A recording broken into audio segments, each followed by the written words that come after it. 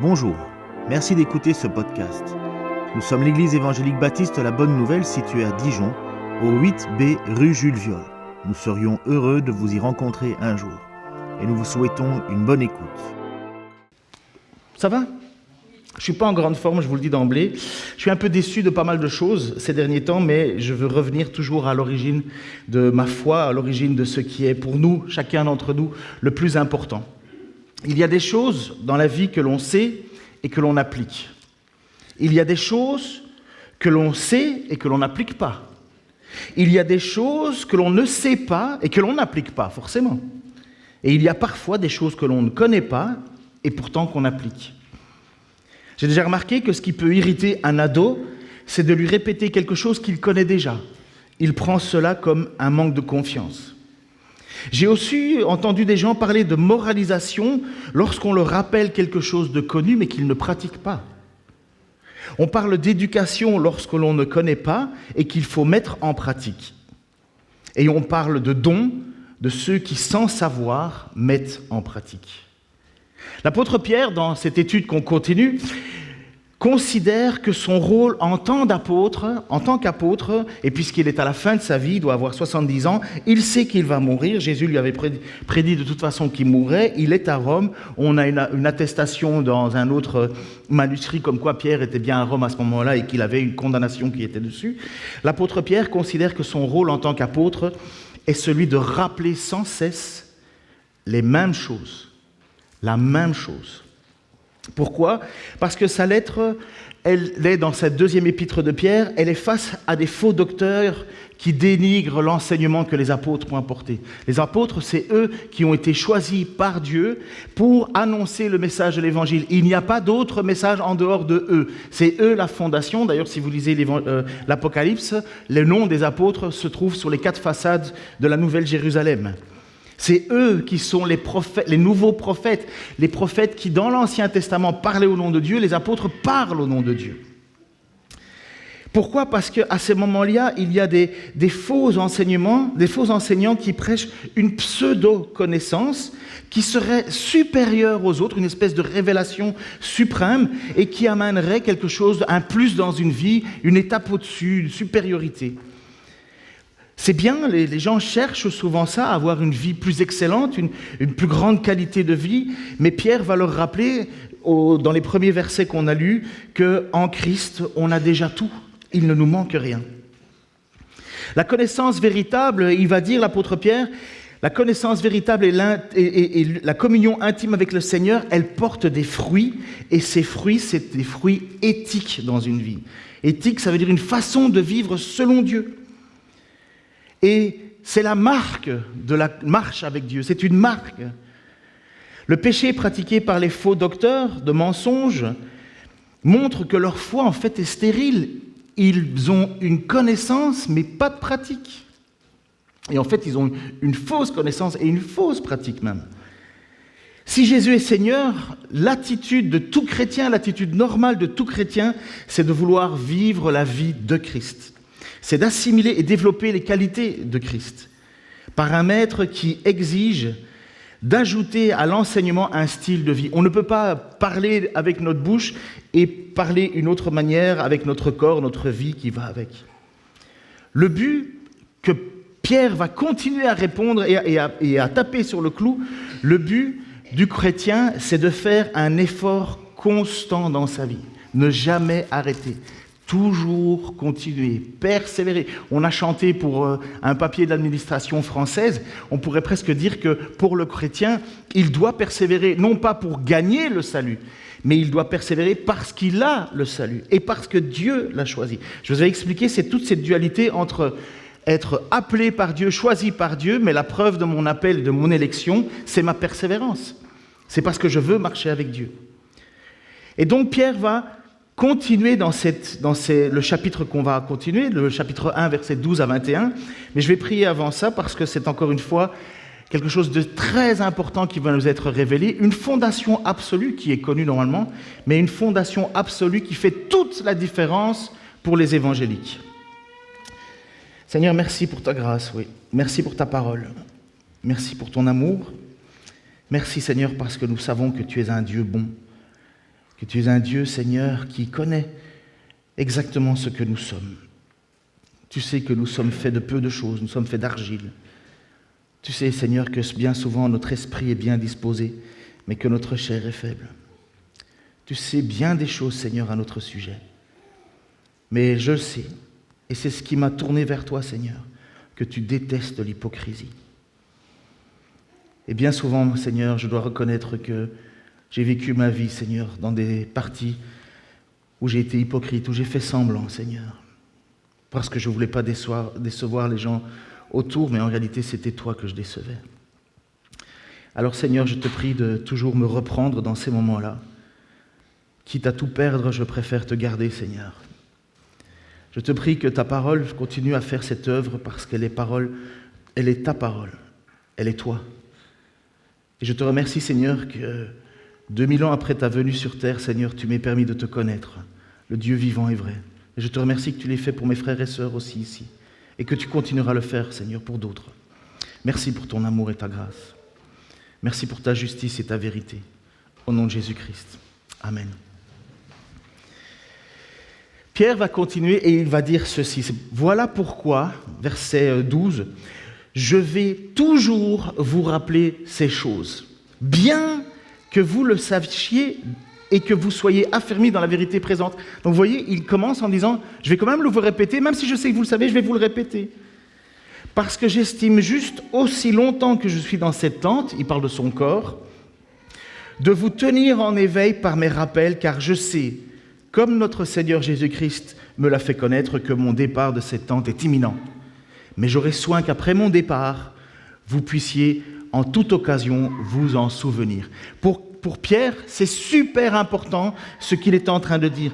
Il dit, si je dois passer ma vie à faire quelque chose, je vais passer ma vie, ou le reste de ma vie, à vous rappeler ces choses que vous savez déjà. Pierre savait qu'il se répétait, il savait qu'il insistait, mais il savait qu'il devait le faire. Vous savez, c'est dans la vie de tous les jours, c'est comme ça. On a beau nous dire « mets pas tes coudes à table », je pense que je l'ai entendu des milliards de fois de la part de mes parents, parce qu'il fallait me le répéter constamment. Arrête de me répondre, je l'ai entendu. Normalement, vous savez, il fallait le répéter constamment. Et l'apôtre Pierre dit, mais c'est la même chose dans la vie d'un croyant.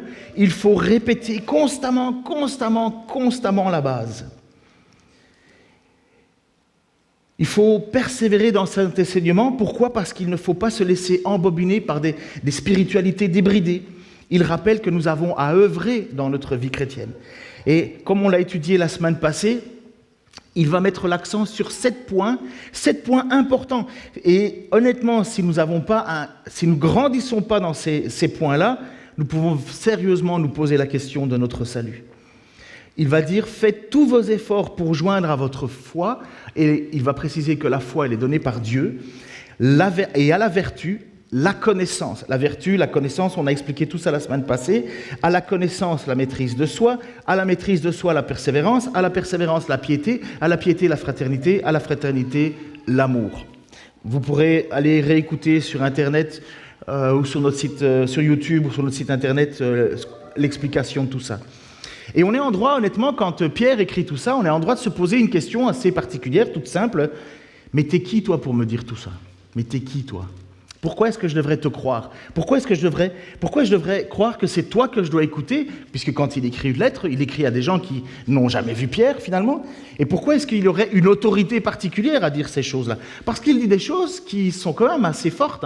Il va dire que s'il y a quelqu'un qui manque de ces choses-là, c'est un myope, un aveugle, et qui a oublié qu'il fut purifié autrefois. Il est en train de dire, si vous n'avez pas ça, vous n'êtes pas sauvé. C'est rude, hein ? C'est rude parce qu'il y en a beaucoup qui pensent qu'on est sauvé uniquement par les œuvres, ce qui est vrai. Par la foi, pardon. Ce qui est vrai, on est sauvé par la foi, parce qu'on reconnaît Jésus-Christ comme étant Seigneur et Sauveur, et que lui peut accomplir ce que moi je ne sais pas faire. Mais si on se limite à ça, on n'est pas plus avancé, je dirais, que les démons. Les démons qui, parce que Jacques va dire, tu crois que Dieu existe, très bien, les démons le font aussi, mais eux ils tremblent, parce qu'ils savent qu'il y a une conséquence. Et donc l'apôtre Pierre eh bien, il vient un peu à l'encontre d'une théologie qui s'est immiscée dans nos milieux évangéliques et est très fort. C'est que comme on a fait la guerre, et une juste guerre, contre le salut par les œuvres, où il fallait faire des œuvres pour mériter le salut, mais finalement, en fait, on était pris dans un système de culpabilité perpétuelle. Et c'est là où on a rappelé, non, c'est par la foi qu'on est sauvé. Et l'apôtre Paul va le dire, c'est par la foi et non par les œuvres qu'on est sauvé. Et puis, malheureusement, comme toujours, il y en a qui se disent, moi je suis sauvé, de toute façon, moi je crois en Dieu, je suis sauvé. Et puis ces faux enseignants disaient, mais vous êtes sauvés, c'est vrai, et donc, mais vous pouvez vivre votre vie comme vous voulez, parce que de toute façon, votre corps va être brûlé, et c'est votre âme qui va être sauvée. Donc vous pouvez faire ce que vous voulez. Vous pouvez vivre comme vous voulez, fréquenter qui vous voulez, vivre avec des mœurs débridées comme vous voulez. Et finalement, c'était cet enseignement qui était en train de rentrer dans l'Église. Et c'est pour ça que Pierre dit, non, quand on est sauvé, voilà les 7 points qui doivent grandir. C'est les 7 points qui doivent avancer. C'est étonnant que dans nos milieux évangéliques, on considère que maintenant que le concubinage, c'est pas grave. On vit ensemble avant de se marier, aucun problème, amen, Dieu béni. Jamais de la vie, jamais de la vie. Mais c'est rentré dans les mœurs. Pourquoi ? Parce qu'on dit, ah ouais, mais ça fait un peu vieux jeu de dire cela. Vous êtes rétrograde de penser comme ça. D'accord, mais prends tes responsabilités. En attendant, c'est un manque criant d'obéissance à Dieu que de vivre comme cela. Pourquoi ? Parce que nous ne vivons pas selon les règles du monde dans lequel nous sommes, nous vivons selon la volonté de Dieu. Et nous avons été rachetés d'une vie de débauche pour vivre dans la lumière. Et ce n'est pas pour dire que nous vivons dans la lumière par notre bouche, qui est suffisant. Nous devons manifester les fruits. Alors, on tombe, il y a des chutes, ça arrive de chuter, mais ça ne doit pas être notre style de vie. La chute, c'est l'occasion pour nous de nous repentir, de revenir à Christ, et comme il est dit, il est juste et fidèle pour nous pardonner, mais il y a une différence, et je vous l'avais déjà dit, je pense, entre un péché rémanent et un péché immanent. Un péché immanent, c'est de dire, de toute façon, je suis sauvé, je vis ma vie comme je veux, je pêche comme je veux, j'ai envie de pécher, je pêche. Et un péché rémanent, c'est quelqu'un qui commet une faute, demande pardon, et malheureusement, quelques temps plus tard, il va recommettre cette faute, mais il va quand même demander pardon. Mais il lutte. Et cette lutte, elle montre que le Saint-Esprit travaille en eux et fait en sorte que la personne considère que ce n'est pas normal de vivre comme ça. Mais il y a des changements. Il doit y avoir des changements. Et c'est pour ça qu'il dit, faites tous vos efforts, comme on l'a précisé la semaine passée. Et pourquoi je dois croire Pierre ? Pourquoi est-ce que tu dois croire Pierre ? Pourquoi est-ce que tu lui donnes raison ? Parce qu'il va nous dire quelque chose de très important, et c'est ce que je vous disais au début, c'est ça qui fait la différence pour nous, les évangéliques. C'est une particularité, les catholiques ne le font pas de la même manière que nous, c'est que nous avons la certitude que la Bible est la parole de Dieu, qu'elle n'est pas, elle est sans faute. Elle peut avoir des erreurs de copiste, mais il n'y a pas de faute, il n'y a pas un message qui se contredit avec un autre, il n'y a pas d'erreur, elle est inhérente. Il peut y avoir des gens qui ont fait une mauvaise copie, mais ce n'est jamais... On pense que 98% facile de la Bible, il n'y a aucun problème. Et les 2% qui restent, ce n'est pas des graves problèmes, ce n'est pas des problèmes qui changent complètement la pensée, la connaissance générale. C'est des petits problèmes de traduction. Par exemple, c'est quoi la prière pour les morts que va nous dire l'apôtre Paul quand il dit que nous croyons à la résurrection et ainsi de suite. Et donc, mais de quoi il parle ? Est-ce que c'est une mauvaise traduction ? On n'arrive pas à saisir. Mais nulle part, il est dit qu'il faut se faire baptiser pour les morts. Mais les Mormons, eux, qu'est-ce qu'ils croient ?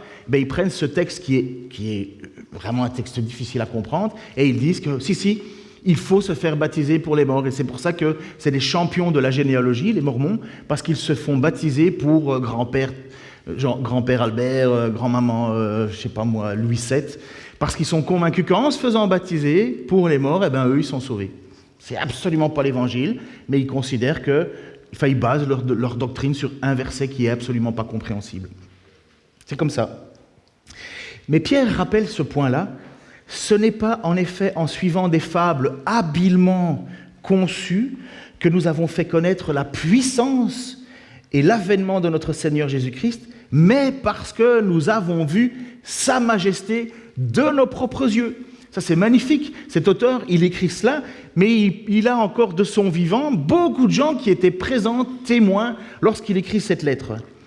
Pierre a dû faire face à beaucoup de remarques, puisque d'abord ça se passe à Jérusalem, après ça il se retrouve à Rome, et il y a plein de gens qui doivent lui dire mais qui t'es toi pour me parler? D'où c'est que tu es un apôtre? Ça veut dire quoi un apôtre? Pourquoi je devrais te croire? En quoi est-ce que toi tu serais supérieur à moi? Et ainsi de suite. Rien de nouveau sous le soleil. Hein. Dès qu'il y a un calife, il faut toujours un autre calife qui veut prendre sa place. C'est comme ça. Il y a déjà eu ça avec Moïse, des gens qui contestaient l'autorité de Moïse. Et avec Pierre, c'était la même chose. Mais Pierre, il peut faire quelque chose de particulier, et qui est justement la qualité d'un apôtre. C'est qu'un apôtre, c'est quelqu'un qui a marché avec le Christ, qui a été choisi par Christ. L'apôtre Paul est une particularité, mais il a été choisi par Christ, et il a vu Christ. Et les apôtres ont vu le Christ, ont marché avec le Christ, et ont été choisis par Christ. L'apôtre Pierre a vu la majesté de Jésus. Premier miracle, écoute ça Daisy, il a vu Jésus guérir sa belle-mère. Ouais. Pierre, la belle-mère de Pierre était malade, Jésus est rentré dans la maison et il a guéri la belle-mère de Pierre. Donc, il a déjà vu ce petit miracle, mais c'était quand même déjà un énorme miracle. Il a vu ressusciter des morts. Pierre était là lorsque Lazare est sorti de la tombe, Pierre l'a vu. Il peut pas le nier, il était là. Il a vu calmer une tempête. Il était dans le bateau, Pierre, quand il y avait la tempête. Il disait, on va mourir. Et puis à un certain moment, Jésus se lève et il crie au vent et à la mer de se calmer. Et là, tout le monde est surpris en disant, mais qui c'est? Il était là. Il a vu la splendeur. Il a vu cette puissance et l'avènement du Seigneur Jésus-Christ. Il a vu des démons être chassés. Il a vu des démons sortir d'un homme. Enfin, on pense que le texte dit de 2 hommes qui étaient dans un cimetière et qui sont tombés dans des cochons. On parle de 3000 cochons, hein. Je ne sais pas si... 3000 cochons, c'est beaucoup de cochons. Et vous avez beaucoup de cochons qui courent pour se jeter dans un lac pour mourir.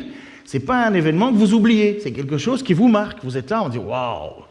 Là, mais qui c'est cet homme pour que... Waouh, ça se passe comme ça. Déjà, essayer de faire obéir un petit chien, c'est déjà pas compliqué, pas facile. Mais... Et pourtant, Pierre est là. Pierre a vu Jésus marcher sur l'eau. Il a eu peur. Et ils ont tous eu peur en se disant, mais c'est un fantôme, mais Pierre a vu Jésus. Mieux que ça, Pierre a même marché sur l'eau lui-même. Et il l'a fait, il peut le dire. Écoutez, quelqu'un vous dit un jour, moi j'ai marché sur l'eau, qu'est-ce que vous lui dites? Eh, ça va, hein. Comme on dit en Belgique, arrête de stouffer, hein. T'es un stouffereur. Ça veut dire que tu racontes des histoires, des blagues, tu en rajoutes. Mais Pierre, il a pu le dire, j'ai marché sur l'eau. Il a cette autorité lorsqu'il dit, ce n'est pas avec des fables que je vous raconte ça, ce n'est pas une histoire qu'on m'a racontée, je l'ai vécu, je l'ai vu. Il a vu aussi Pierre recevoir de la part de Jésus-Christ le don de miracle, parce que ça c'est une particularité des apôtres, ils ont reçu le don de miracle. Pierre a vu Ananias et Saphira, vous savez ceux qui ont menti sur le prix du champ, mourir à ses pieds. Enlève un tout petit peu de gain, s'il te plaît, parce qu'il y a de l'écho. Il a vu ces 2 personnes mourir devant lui, comme ça, bam, parce qu'ils avaient menti sur le montant qu'ils voulaient donner à l'église. Il a vu aussi guérir de nombreux malades. Pierre avait déjà vu Jésus guérir un aveugle, mais là, Pierre lui aussi guérit des malades. Vous vous souvenez, il monte au temple, et il y a un homme qui est là, paralysé depuis longtemps, et il demande quelque chose, et Pierre dit, je n'ai ni or ni argent, mais ce que j'ai, je te le donne, au nom du Christ, lève-toi et marche, et le gars se lève et commence à marcher. L'apôtre Pierre a reçu ce don-là. Et l'apôtre Pierre a ressuscité aussi une personne. Vous connaissez son nom? Dorcas. Une femme qui était très admirée, très appréciée parce qu'elle faisait beaucoup de couture, beaucoup de choses. Elle était vraiment au service des autres. Et à un certain moment, les gens pleurent cette femme en disant « mais elle est partie trop vite ». Et Pierre a même reçu ce don de ressusciter Dorcas. C'est pas tout le monde qui a ça. C'est pas tout le monde qui peut dire « ce que je vous écris, je sais de quoi elle se parle parce que je l'ai vu de moi-même, je l'ai vu de mes yeux ». Et si je vous dis que le Messie, c'est Jésus-Christ, c'est parce que je le sais. Mais Pierre nous dit ça, mais ce n'est pas encore le plus solide pour lui. Parce qu'il a eu quelque chose, Pierre, de différent encore de beaucoup d'autres. Il était avec Jean, Pierre et Jean, ils étaient sur une montagne, et sur cette montagne, ils sont montés, et qu'est-ce qu'il y a eu? Il y a eu la transfiguration de Jésus. Tu peux mettre le texte suivant.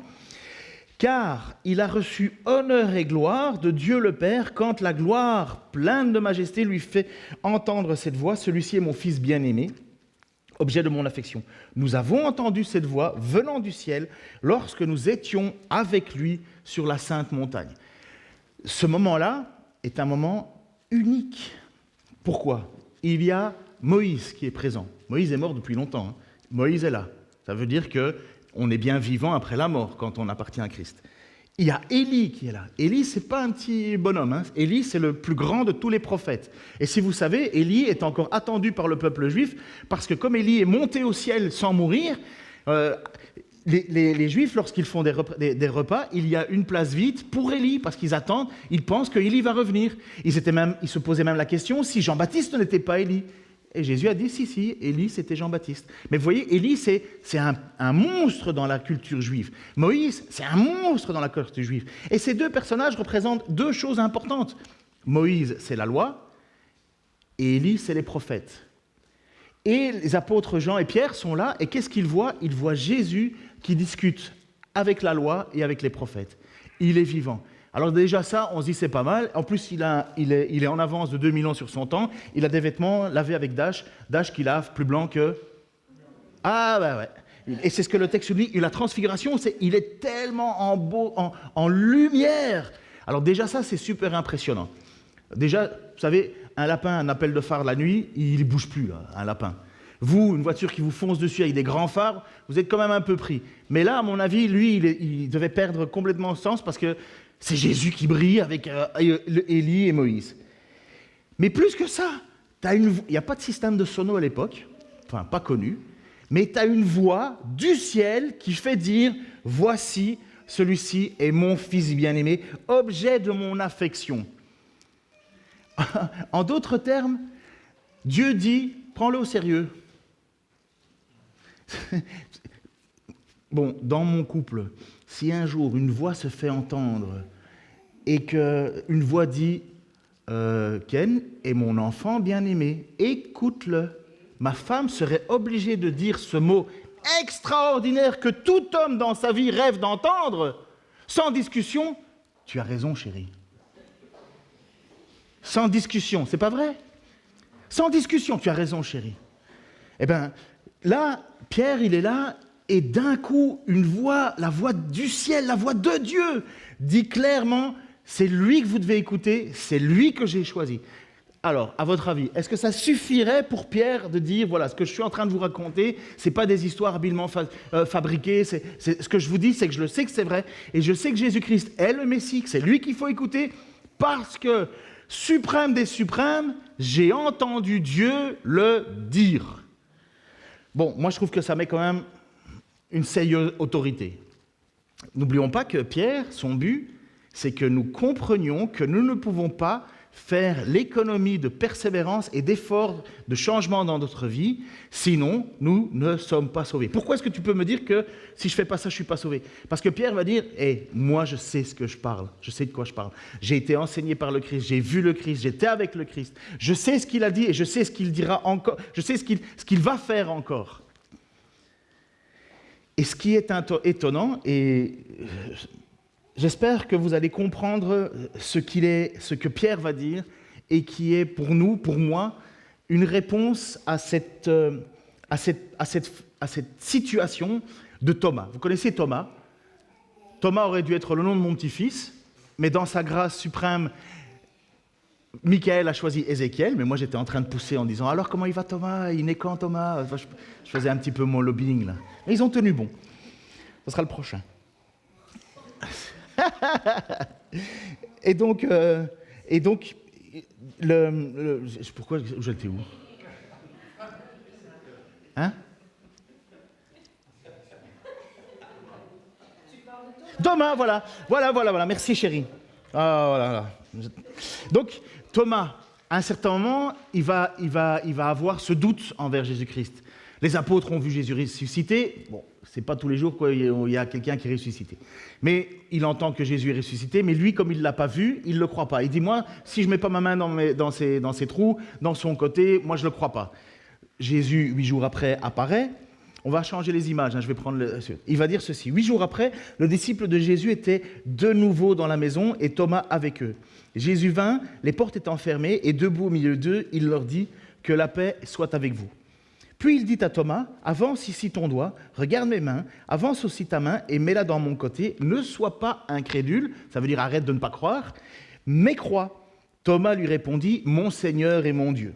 Jésus lui dit, parce que tu m'as vu, tu as cru. Heureux ceux qui n'ont pas vu et croient et qui ont cru. Jésus a fait encore en présence de ses disciples beaucoup d'autres miracles qui ne sont pas écrits dans ce livre. Comment se fait-il que Jésus dit à Thomas que ceux qui ne le verront pas seront plus heureux que lui?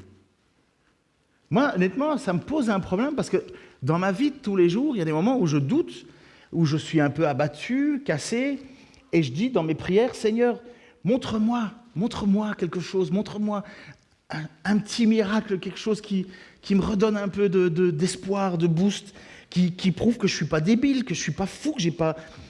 Aide-moi. Enfin, peut-être pas vous, mais moi, ça m'arrive souvent de demander à Dieu cela.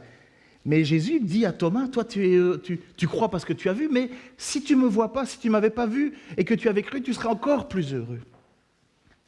Je vais revenir alors à mon Pierre, qui dit qu'il a vu Jésus, qu'il l'a vu faire des miracles, qu'il a même entendu la voix de Dieu. Mais Pierre, aussi surprenant, va nous dire quelque chose qui est étonnant. Il va nous dire que ça, c'est rien comparativement, tu peux mettre l'image avant tout, oui c'est ça,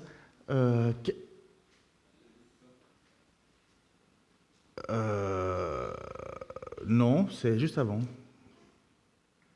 C'est versets 1 à 19. 1, 19. Bon, si tu l'as pas. Ah bon, j'ai oublié de le... Oui, non, mais c'est pas ça la parole. Écoutez, je me suis trompé dans mon PowerPoint. Et nous tenons pour d'autant plus certains et d'autant plus certaine la parole prophétique. Donc il vient de dire, voilà, nous étions là, nous avons entendu, nous étions sur la montagne, et il dit, voilà, c'est déjà pas mal. Mais Pierre va faire quelque chose qui est différent. Si tu arrives à retrouver le texte, ce serait génial. Mais il va dire quelque chose, il dit qu'il y a quelque chose de plus sûr et de plus certain que ce que j'ai vu et entendu. C'est la parole. C'est la parole. Il va dire ça a plus de poids que ce que moi j'ai vu. Il est en train de nous dire quelque chose que nous n'avons pas l'habitude, pas plus que Thomas, c'est qu'il faut avoir plus confiance dans ce qui est écrit que dans ce que l'on ressent. Il faut avoir plus confiance dans ce que l'on a reçu comme enseignement que de ce que l'on a vécu personnellement. On fait souvent comme cela l'idée de dire « oui, mais je base ma vie sur mon témoignage. Dieu a fait ceci, Dieu a fait cela. » C'est très bien, mais ce n'est pas hyper solide pour Pierre. Ça l'est, parce que ce n'est pas inauthentique. Mais pour Pierre, le plus solide pour baser sa foi, c'est quoi? Et nous tenons pour d'autant plus certaine la parole prophétique à laquelle vous faites bien de prêter attention, comme à une lampe qui brille dans un lieu obscur jusqu'à ce que le jour commence à poindre et que l'étoile du matin se lève. Qu'est-ce qu'il vient de dire? Il dit, vous pouvez vivre des choses, j'ai vécu des choses, mais il y a quelque chose de plus important que ce que j'ai vécu personnellement. Il y a la parole, il y a les écrits. Et nous tenons pour d'autant plus certains. Pourtant, moi, une voix qui crie du ciel, voici c'est mon enfant, mon fils bien-aimé, mettez-lui en... Moi, allez, avec ça, moi, j'ai mon compte. Eh bien, pour Pierre, il dit, ça, c'est pas le plus important. Le plus important, c'est ce qu'ont dit les prophètes, donc la parole, la Bible. Pierre, qui pourtant fait des expériences fortes, va considérer que le plus important, c'est la parole. Et voilà pourquoi Jésus va dire à Thomas, tu es heureux parce que tu crois parce que tu as vu, mais heureux ceux qui croient sans avoir vu. Pourquoi? Parce qu'ils placent leur foi dans les prophètes qui ont annoncé le Messie. Prophète, Ésaïe 53, lisez. Et dans toute la parole, à chaque fois le texte disait « Et Jésus accomplit ceci » ou « Jésus fit ceci afin que la prophétie se réalise, afin que ceci se réalise ». Verset Pierre 1, 20 à 21, et il va dire « Pourquoi est-ce que c'est plus solide que mon expérience, que mon vécu ?» Avant tout, sachez qu'aucune prophétie de l'Écriture ne peut être l'objet d'interprétations particulières. Car ce n'est nullement par une volonté humaine qu'une prophétie a jamais été présentée, mais c'est poussé par le Saint-Esprit que des hommes ont parlé de la part de Dieu. Donc il vient de dire que le plus certain, ce n'est pas mon expérience, voilà ce qu'il veut dire. Pierre va dire, le plus certain, ce n'est pas mon expérience, le plus certain, c'est la parole. Pourquoi? Parce que toute prophétie, quand il est dit, ne peut être l'objet d'une interprétation particulière, ça parle du prophète. ce n'est pas les prophètes qui se sont mis à philosopher, à réfléchir, à penser à un système religieux. Il ne s'agit pas d'une illumination personnelle, mais c'est le Saint-Esprit qui a utilisé ces hommes pour se révéler. Je vais vous montrer dans l'Écriture quelques petits exemples de la manière dont le Saint-Esprit agit. Nous avons premièrement l'histoire de Balaam et Balak. Qui se souvient plus ou moins de l'histoire de Balaam et Balak ? Alors, Balak est un roi qui veut maudire le peuple d'Israël. Balaam est un prophète, mauvais prophète, un méchant même, mais qui se fait payer par Balak pour monter sur une montagne et pour maudire le peuple. Donc il monte, puisque voilà, le Balak se dit, mais moi il faut que je prenne un puissant prophète pour qu'il maudisse le peuple. Au moment où Balaam veut commencer à parler, il ne maudit pas le peuple, il le bénit. Et Balak, il dit, oh, je t'ai payé, là, qu'est-ce que tu fous ? Pourquoi tu le bénis ? Une deuxième fois, il recommence et il rebénit le peuple. Et Balaam lui répond, je ne peux pas dire autre chose que ce que Dieu me met dans la bouche. Donc, Balak, il était prêt à payer, il a payé une somme pour que le prophète parle contre le peuple, mais Dieu a fait en sorte que le prophète dise, tout en voulant maudire, il bénissait. Dieu avait pris le contrôle de cet homme, mais il n'y avait pas de transe, il n'y avait pas de choses extraordinaires. Mais voilà, Dieu avait pris contrôle de cet homme-là. Écoutez une autre histoire. Donc la manière dont Dieu se permet de rentrer dans nos vies pour diriger les choses. Qui a mis Jésus, qui a offert Jésus, qui a décidé la mort de Jésus-Christ ? Qui a décidé de vouloir le mettre à mort ? Qui ça ? N'ayez pas peur. Oui, qui a dit, voilà, il faut qu'il meure ? Les Juifs. Qui d'autre en plus que les Juifs ? Bon, alors, c'est pas grave. C'est pas un piège. C'est Dieu. Qui a décidé de faire mourir Jésus ? C'est Dieu. Mais par l'intermédiaire de qui ? Eh bien, lisons la petite histoire. On est dans Jean, chapitre 11, versets 47 à 53. Alors les chefs des prêtres et les pharisiens ce sont des responsables religieux, des connaissants, convoquèrent le grand conseil. Qu'allons-nous faire, disait-il ? Cet homme, on parle de Jésus, accomplit trop de signes miraculeux. Si nous le laissons faire de la sorte, tout le monde va croire en lui. Alors les Romains viendront et détruiront notre temple et notre nation. Jusque-là, on se dit, bon, ben ça va, ils réfléchissent, ils discutent. C'est vrai que Rome, ils n'aimaient pas trop les embrouilles, ils n'aimaient pas trop le remue-ménage. Un petit peu comme les gilets jaunes aujourd'hui, on n'aime pas trop, on envoie tout ce qu'on a, envoyez la sauce. Bref, parce que ça fait des émeutes, ça met tout le monde par terre, ça fâche tout le monde, et ainsi de suite. Et donc le grand prêtre, lui, il dit, mais si les Romains viennent, ils vont casser notre temple. Notre temple, c'est l'endroit où on loue Dieu. L'un d'eux, qui s'appelait Caïphe, et qui était grand prêtre, cette année-là, prit la parole. Et il dit, vous n'y entendez rien, leur dit-il. Vous ne voyez pas qu'il est notre intérêt qu'un seul homme meure pour le peuple, pour que la nation ne disparaisse pas tout entière. On se dit, waouh, qu'est-ce qu'il est intelligent cet homme-là. Il accomplit le plan de Dieu. Et vous,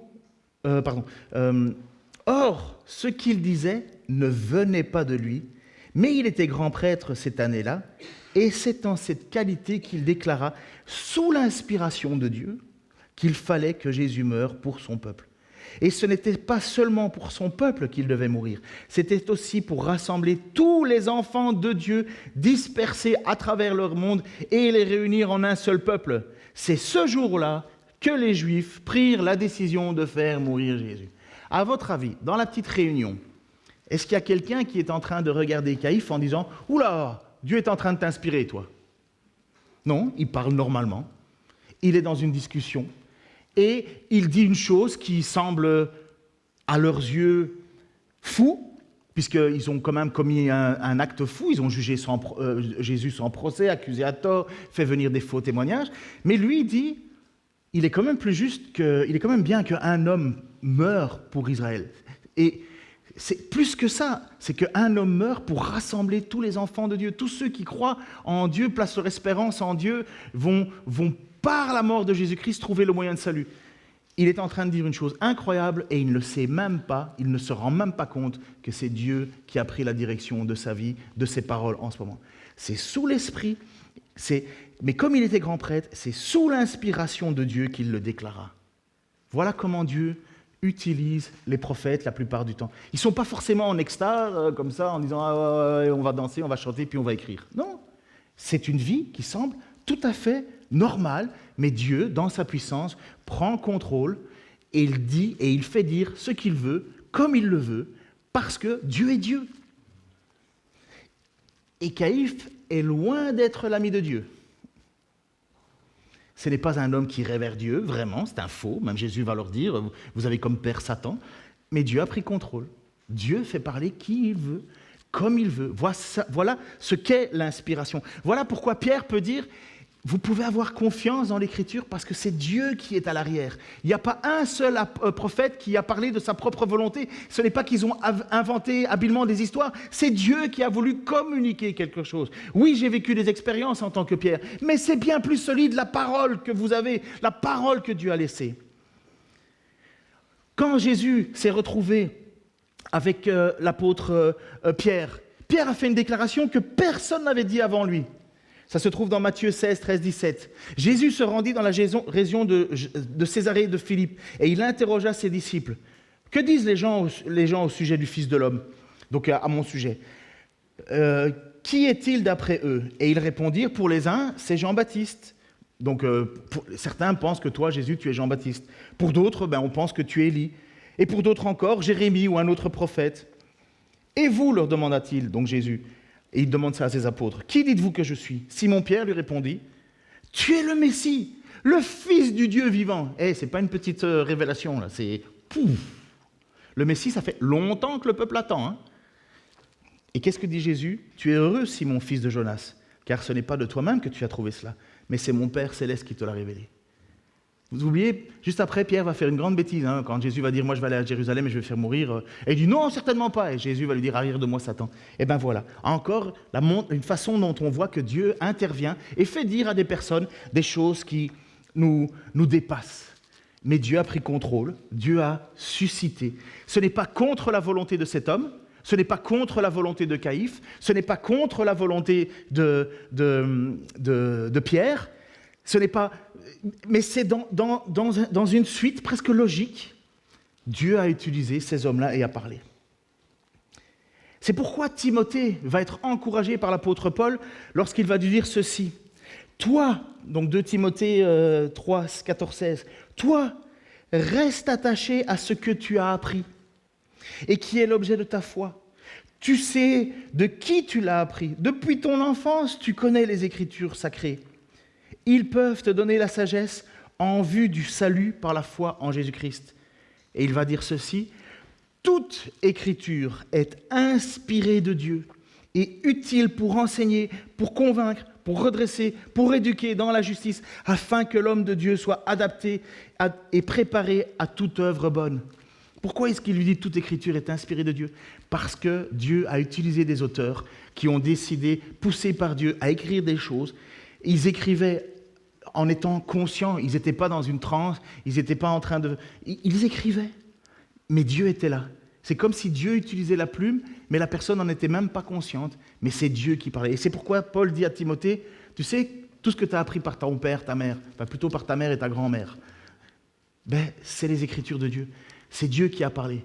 Et tu sais que ce que tu as reçu, c'est certain. Parce que ce que tu as reçu, c'est une écriture inspirée de Dieu et qui est utile pour enseigner, convaincre, redresser, éduquer. Et c'est pour ça qu'on ne le répétera jamais. Là, Paul écrit à un jeune Timothée, un jeune pasteur qui se trouve à Éphèse et il en a juste ras la casquette. Il en a marre. Il en a marre de voir une église qui fait tout et n'importe quoi. Il en a marre que les gens... Il se bat contre des faux enseignements à l'extérieur et il se bat contre des gens à l'intérieur. Il passe son temps à se battre. Et Paul lui dit, utilise toujours la parole. Tout le temps la parole. Tout le temps la parole. Souvent, je demande à des gens, et je leur dis, et ça va, mes proches ne sont pas trop durs. Ils me disent, ouais, tu as quand même un style un peu rentre-dedans. Mais au moins, ce qu'on sait, c'est que tu prêches la parole. Moi, c'est ça le but. Je suis peut-être pas le gars le plus cool, parfois peut-être même un peu dur, difficile, j'en sais rien, peu importe. Mais il y a une chose que je peux dire devant mon Dieu, je prêche rien d'autre que la parole. Si ça ne vient pas de la parole, ce n'est pas inspiré de Dieu, ce n'est pas ce que l'on doit croire.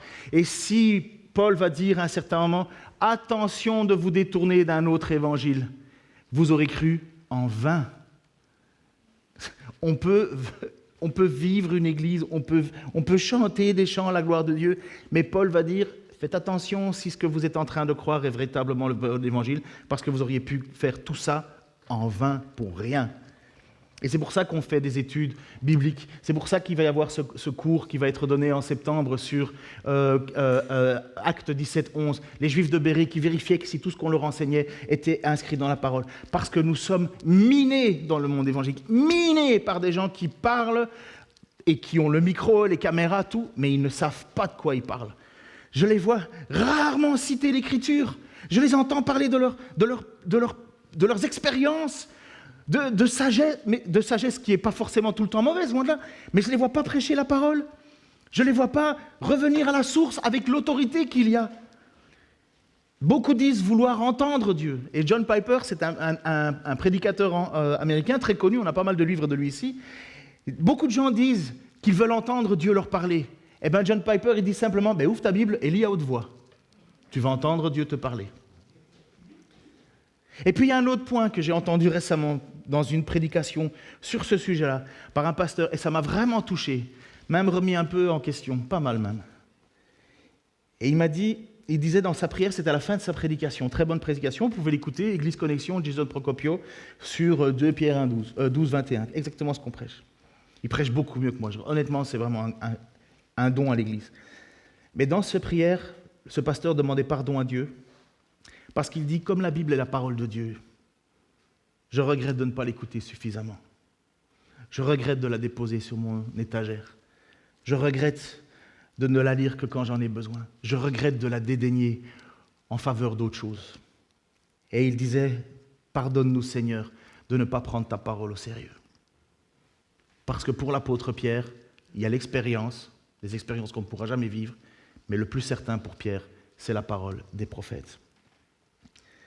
C'est pourquoi je vous propose, pour cet été, puisqu'on va commencer cet été, à ce que tous, on lise au moins l'évangile de Luc pour cet été. Tous. J'ai mis une petite image. L'évangile de Luc, c'est l'auteur, c'est Luc, c'est un médecin, c'est quelqu'un qui n'est pas apôtre, mais il a composé les textes, il a fait des recherches, il a compilé tout ce qu'il pouvait, tout ce qui parlait de Jésus, des textes et des textes. Et il a écrit à un certain Théophile. Théophile, ça veut dire celui qui aime Dieu. Et l'évangile, ça date de 58 à 65. Il y en a certains qui le mettent un peu plus tard, mais comme Luc ne parle pas de la destruction du temple de Jérusalem et ainsi de suite, on ne peut pas le mettre après 70. 70, c'est la destruction du temple. La destruction du temple, c'est une catastrophe pour les Juifs.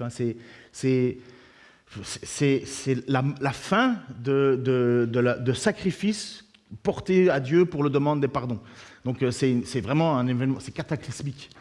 Et l'évangile de Luc, et voilà, je vous ai mis une petite introduction que je vais vous lire, parce que c'est pas grand. Et le petit papyrus qu'on a là, vous voyez le petit texte, en fait, c'est la fin de Luc et le début de Jean, et ça date du début du IIIe siècle. Donc ça, c'est le texte le plus vieux qu'on a. Ça ne veut pas dire qu'on n'a pas la plus vieille copie qu'on a. L'évangile de Luc, appelé le plus beau livre jamais écrit, commence par nous parler des parents de Jésus. La naissance de son cousin Jean-Baptiste, le voyage de Marie et de Joseph à Bethléem où Jésus est né dans une crèche, puis la généalogie de Christ par Marie, sa mère. Le ministère public de Jésus révèle sa compassion et ses dons parfaits à travers les récits du Fils prodigue, du riche et de Lazare et du bon Samaritain. Alors que beaucoup croient en cet amour sans préjugés qui surpasse toute limite humaine, beaucoup d'autres, en particulier les chefs religieux, contestent et s'opposent aux déclarations de Jésus. Ceux qui suivent Jésus-Christ sont alors invités à évaluer leur coût de leur engagement, alors que ses ennemis cherchent à le faire mourir sur la croix. Finalement, Jésus est trahi, jugé et condamné, puis crucifié. Mais la tombe ne peut le retenir. Sa résurrection assure la continuation de son ministère qui consiste à chercher et sauver ceux qui sont perdus. Je vous invite à prendre l'engagement de lire l'évangile de Luc pour au moins la fin de cet été. Pour certains, ça va être lu en une journée. Pour d'autres, vous allez tirer la langue pour arriver jusqu'au mois de... Je vous connais assez bien pour savoir qui va déjà commencer par devoir dépoussiérer sa Bible, peut-être même la retrouver. Mais c'est ça. Si on ne fait pas ça, je vais être un peu dur, si on ne fait pas ça, arrêtons la pantomime. Arrêtons le cinéma. Il y a un moment là où ça va nous coûter cher notre foi, très cher. Il y a beaucoup de pays où on l'a entendu, et on a entendu encore à travers un témoignage. Il y en a qui, c'est au coût de leur vie. L'apôtre Pierre, lorsqu'il écrit ça, il sait que ses dernières heures sont comptées. Il sait qu'il n'en a plus pour beaucoup. Mais il dit une chose. Tu peux remettre la première image, s'il te plaît ? Versets 1, 12 à 15. Voilà pourquoi je vais toujours vous rappeler ces choses, bien que vous le sachiez et que vous soyez affermis dans la vérité présente. J'estime juste, aussi longtemps que je suis dans cette tente, de vous tenir en éveil par mes rappels, car je sais, comme notre Seigneur Jésus-Christ me l'a fait connaître, que mon départ de cette tente est imminente. Mais j'aurai soin qu'après mon départ, vous puissiez en toute occasion vous en souvenir. Je termine avec ça, toute occasion vous en souvenir. Certains pensent que c'est cette lettre-là, d'autres pensent que Pierre aurait écrit une troisième lettre, 3 Pierres, et d'autres pensent que c'est l'évangile de Marc. Parce que Marc, c'est Jean-Marc qui avait été balancé par Paul en disant « Non, tu n'iras pas avec nous ». Il est allé avec Pierre et Jean-Marc aurait été le scribe de Pierre. Alors, est-ce que ce que Pierre a veillé, c'est de nous laisser l'évangile de Marc pour nous rappeler constamment ces choses ? Voilà, il y a 3 possibilités. Seigneur, je te remercie. Et je te prie que nous puissions être, Seigneur, des chrétiens authentiques, fermement ancrés sur le roc, fermement ancrés sur ta parole. Seigneur, oh, comment j'aurais bien aimé être à côté de Pierre le jour de ta transfiguration. Seigneur, si puissant, si fou, je ne sais pas comment je vivrais ma vie aujourd'hui, Seigneur, mais ce serait vraiment différent, je pense. Mais je suis sans excuse, Seigneur, puisque Pierre lui-même dit que à plus forte raison, j'ai les écrits des apôtres, des prophètes. Seigneur, je te demande pardon pour toutes les fois où, à la place de lire ma parole, je vais sur mon ordinateur, sur ma TV, sur mon téléphone, essayer de trouver des excuses, trop fatigué, pas le temps, pas le vous. Oh, combien de fois, Seigneur, alors que je suis pasteur et que je passe mon temps dans les Écritures, je trouve des excuses. Et si je le fais, je suis certain de ne pas être le seul. Alors, je veux te demander pardon pour moi et te demander pardon pour mes frères, mes sœurs. Et je te remercie, Seigneur, pour ceux qui persévèrent, ceux qui sont devant nous, qui marchent, Seigneur, solides, ancrés dans ta parole. Ils bâtissent leur vie sur le roc et non pas sur le sable. Et je te remercie pour cela. Qu'ils puissent être des sources d'encouragement, Seigneur. Qu'ils puissent nous montrer que c'est possible, que ce n'est pas compliqué et que c'est même une grâce. Et je te prie, Seigneur, que nous puissions être authentiques, comme l'apôtre Jacques va le dire, pratiquez activement la parole et vous serez heureux dans votre action même. Et je te prie pour que nous puissions, Seigneur, être heureux. Je te prie pour que pour tout cet été, Seigneur, nous puissions plonger nos regards dans ta vie à travers le récit de Luc et que nous puissions, Seigneur, nous réjouir que tu nous as appelés à te suivre, que tu nous as appelés, Seigneur, pour être sauvés et que tu attends de nous que nous persévérions. Merci Seigneur pour ton amour et ta grâce. Amen.